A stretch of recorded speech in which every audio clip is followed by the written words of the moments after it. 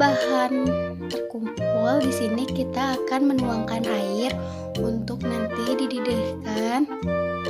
Di sini saya menggunakan air 2 gelas saja.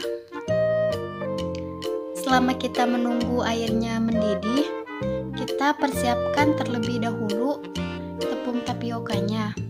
Yang pertama, campurkan dulu terigu dengan tepung tapioka. Ingat, di sini saya hanya menggunakan 2 sendok makan tepung terigu.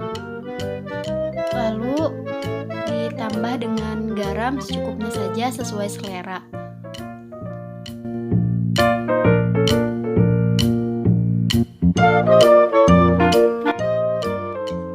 Supaya nanti adonannya tambah enak, di sini saya menambahkan penyedap rasa. Kalian bisa menggunakan penyedap rasa apa aja, tapi saya lebih suka menggunakan Royco rasa sapi. Setelah semuanya ditambahkan, sekarang tinggal diaduk hingga rata. Saat air sudah mendidih, kita angkat dan tuangkan ke dalam tepung tapioka yang sudah dicampurkan tadi. Aduk-aduk terus hingga si airnya merata dengan tepung tapioka.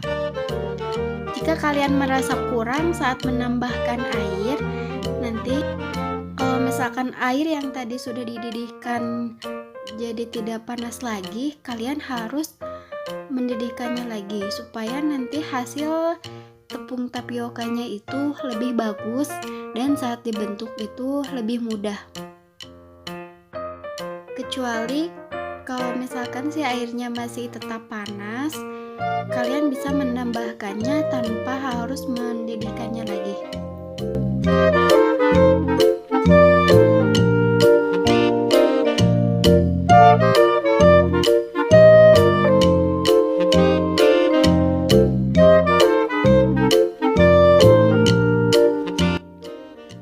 Bisa lihat kan asap dari air yang saya tuangkan itu karena airnya saya didihkan lagi saat saya ingin menambahkannya ke tepung tapioka yang tadi.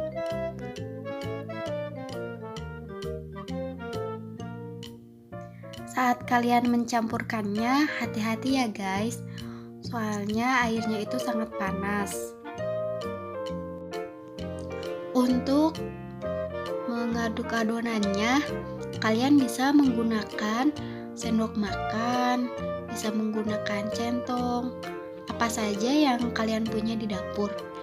Kalian bisa mengaduk-aduknya terus ya, sampai nanti si adonannya terasa hangat gitu, biar saat kita aduk dengan menggunakan tangan, nanti tangan kita tidak kepanasan. Tapi ingat, sebelum kita menggunakan tangan, alangkah baiknya kita cuci tangan terlebih dahulu. Di sini saya sudah cuci tangan ya, teman-teman.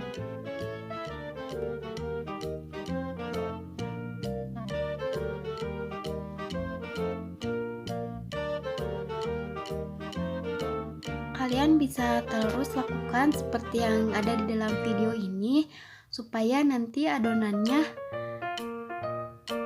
teksturnya itu padat.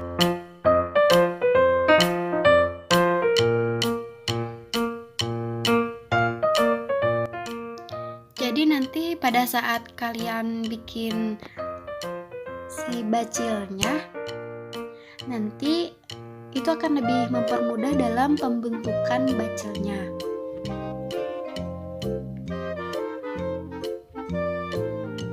Lihat, nanti teksturnya harus seperti ini ya,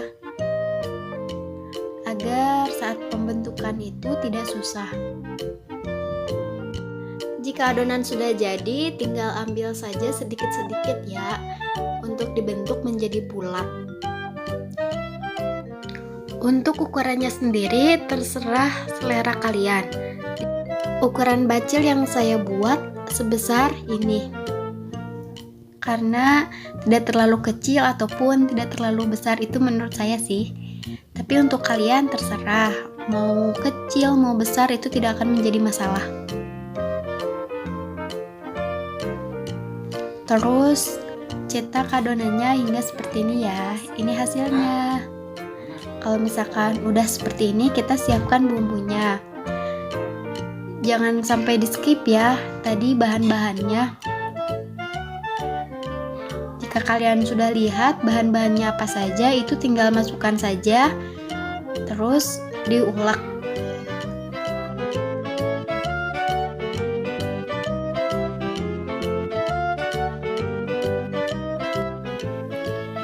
Kalian terus ulek ya hingga si bumbunya halus ya.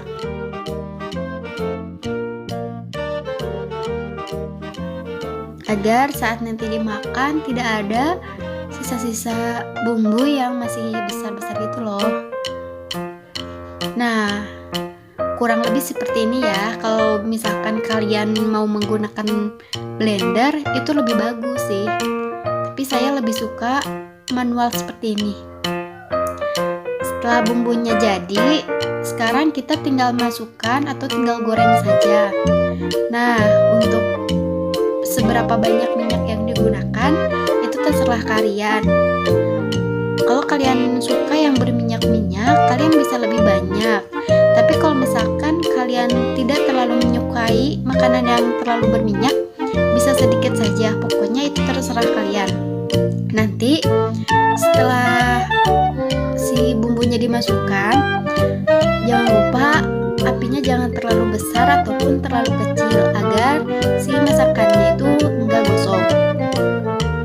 Kalian terus aduk hingga aromanya tercium.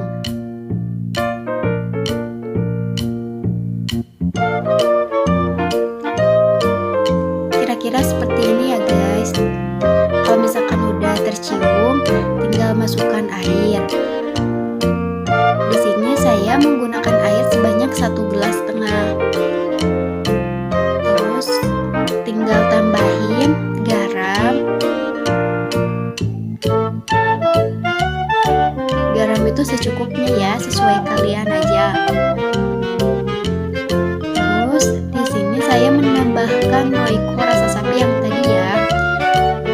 Sebenarnya ini terserah selera kalian. Jika kalian sukanya yang asin, lebih baik ditambahkan di roikonya. Tapi jika kalian tidak terlalu suka asin, mungkin lebih sedikit digaram sama roikonya ya, atau penyedap rasa apapun. Terus tinggal masukin adonan bacil yang tadi. Sebenarnya si bacilnya itu bisa dikukus terlebih dahulu agar saat dimasukkan itu udah matang. Tapi di sini saya langsung dimasukkan karena itu tidak akan mempengaruhi. Meskipun si bacilnya terlihat putih seperti yang belum matang, tapi itu sebenarnya sudah matang ya guys.